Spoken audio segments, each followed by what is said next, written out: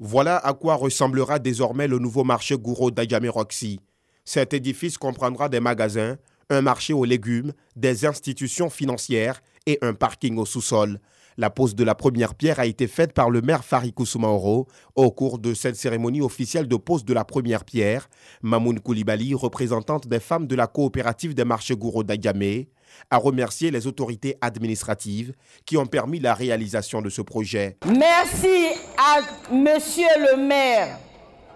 Merci pour tes conseils, pour ta motivation et ton assistance continue. Le député maire de la commune d'Adjamé, Farikou Soumaoro, a rendu un vibrant hommage aux commerçantes.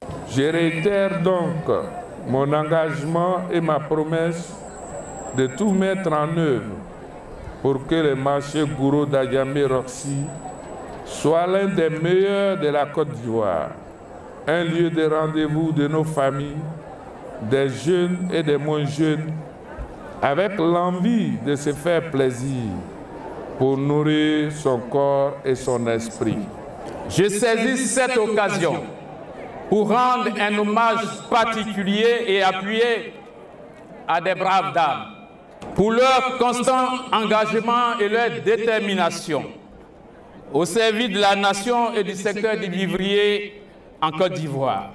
Pour rappel, c'est sous l'initiative de la coopérative des marchés Gouro d'Adjamé et l'appui de la municipalité que ce marché verra le jour.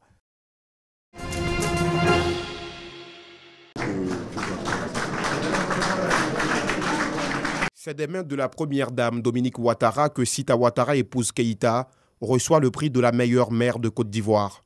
Un prix décerné par l'Interafricaine de communication et de sondage. Et c'est d'ailleurs le président de l'ICS qui dévoile les nombreuses qualités de la première magistrate de Gbéléban. Des qualités qui ont séduit le jury. Madame le maire, en vous élisant, par un score sans appel de 100% des votes lors des élections municipales du 13 octobre 2018, les populations de Gbéléban savaient à n'en point douter que vous êtes une femme de parole qui traduit en actes tout ce qu'elle promet. Les fils et filles de Gbéléban étaient loin de s'imaginer que vous pouviez en l'espace de 2 années seulement transformer leur modeste cité d'antan en une belle petite ville qui force l'admiration par sa propreté et par ses infrastructures qui n'ont rien à envier à celles des grandes villes régionales. Élu en 2018, Sita Ouattara, épouse Keïta, s'est concentrée sur les projets de développement de sa commune. Des kilomètres de bitume, l'adduction en eau potable des villages, la construction et l'équipement des établissements scolaires, le renforcement du réseau électrique et de la sécurité, tout y est passé. Cette distinction est considérée par celles qui souhaitent transformer Gbéléban en une coquette ville comme un encouragement à faire davantage. Je considère ce prix comme un encouragement à mieux faire pour le développement intégral de Gbéléban. Je m'attellerai à cette tâche avec toute mon énergie et ma ferme volonté de hisser cette commune de taille encore modeste au rang des grandes cités modernes. L'État ne pouvant pas tout faire, nous devons nous-mêmes, filles et fils, cadres de Gbéléban, nous donner la main et les moyens de construire notre commune. La distinction de Sita Ouattara, épouse Keïta, s'est faite en présence de plusieurs personnalités, dont des membres du gouvernement.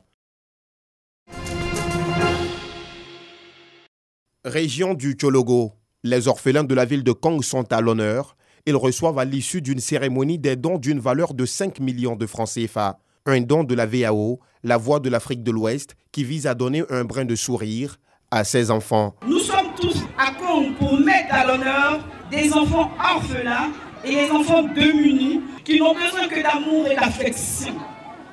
Pour manifester cet amour, l'ONG a organisé cet événement pour offrir des cadeaux et donner du sourire, rien que du sourire, à ces enfants. Cet acte de solidarité de la VAO est salué par les élus et cadres de la ville de Kong. Je suis venu, ça me fait 36 ans. Je suis là sans lumière. ONG va venir arranger la maison. Il a donné l'électricité. Vraiment, je vous dis merci. Tout le monde sait que les enfants orphelins sont ceux-là même qui souffrent le plus. Ils souffrent parce qu'ils n'ayant plus leurs parents. Vous êtes venus apporter le sourire, certes aux enfants, mais vous êtes venus également apporter le sourire à nous également. On vous remercie infiniment. Créée en 2002, la VAO, Voix de l'Afrique de l'Ouest, se donne pour objectif de combattre toutes sortes de pauvreté à travers des actions de solidarité envers la population démunie.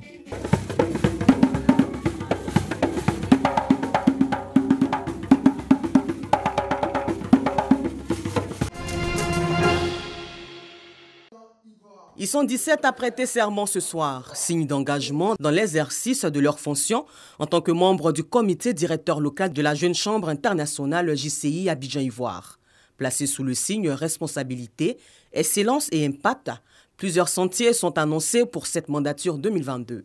Au cours de cette mandature 2022, la Jeune Chambre internationale Abidjan-Ivoire s'est donnée pour mandat de contribuer à l'amélioration de sa communauté à travers diverses activités, tant au niveau du renforcement des capacités, de l'impact communautaire, que aussi aux actions récréatives.